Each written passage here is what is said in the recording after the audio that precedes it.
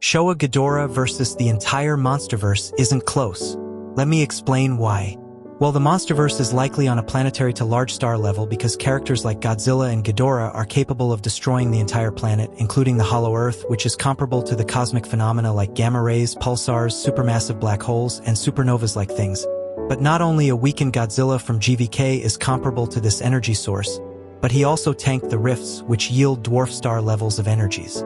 But here's the fact that his atomic breath is stated to be the strongest thing in nature, which isn't only limited to the nature on Earth but also to the universe. Since the Monarch Legacy of Monsters TV show is canon, you can even make a case for solar system level. But there are some extreme interpretations for Monsterverse. Like the hollow Earth's energy source is stated to be a boundless energy source, comparable to the universe itself.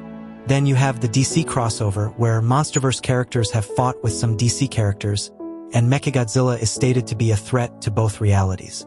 But if you want to go into more depth, you could use Prime Earth Superman scaling, perhaps not for every single feat, but you could argue that this version of Superman is likely comparable to the Prime Earth Superman's base. However, King Ghidorah from the Showa era has an attack potency ranging from solar system to universal plus levels. As a being feared by everyone in the Showa era, he makes the likes of Godzilla, Anguirus, Rodan, and any other Showa kaiju seem insignificant. He has been stated multiple times to be a planet destroyer, and whenever he destroys a planet, it actually yields star levels of energy. Yet, Ghidorah is also invincible in space, meaning he scales to things like black holes and the entirety of space, which is composed of hundreds of dying stars. He also upscales things like the Garoga nukes, which are capable of destroying gas giants and that again yield large star level of energy.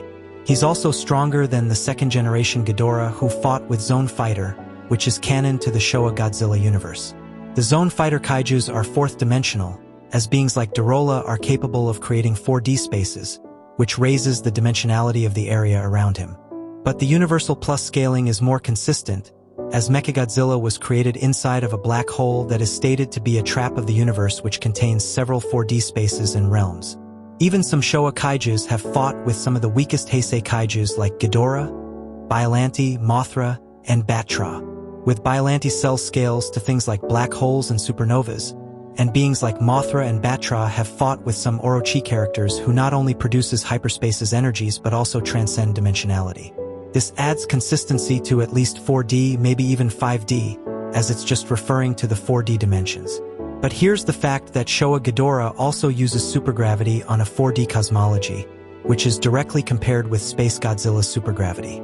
Now, supergravity is a higher dimensional weapon, but some glue eaters mistakenly believe that it is just a strong gravity, which is not true at all. It's inherently higher dimensional to whatever the cosmology is, which has also been proven by the comparison to Void Ghidorah. But if you want to argue for the Showa Godzilla being Marvel Godzilla thing, then why are you still here? Monsterverse is already cooked even if you lowball Showa Ghidorah. But let's get back to the question.